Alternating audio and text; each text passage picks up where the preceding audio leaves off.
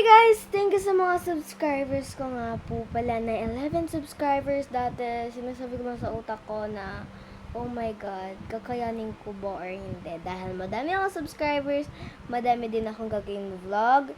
And kapag kasama ko na si Ate Sam, abangan nyo yan guys, madami talaga akong gagawin na vlog. Diba, Rasi? Apa.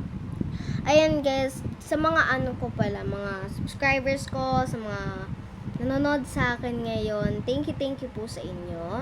And inulit ko po tong vlog na to. Di ba po may isa akong vlog? Ito po yung pangalawang vlog ko na nagpapasalamat po talaga ako para po matatak nyo sa isip at puso nyo.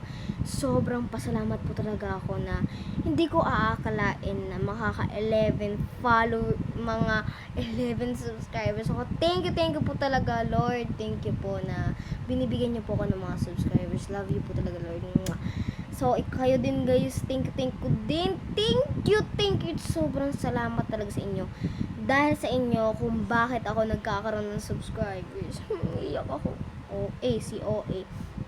So, wala na ako intro dahil nandito na ako. So, bye. I love you so much, guys. I love you. Bye! So, ano pala name mo? Bossy! Ano favorite color mo? Black. Black at Pink. pink. Same kami ng color. And white. White. So, magbibideo ka pala kami ngayon guys ng aking kapatid na i-interviewin ko siya para kapag nag-school na siya, alam niya yung mga sasagot niya sa teacher niya.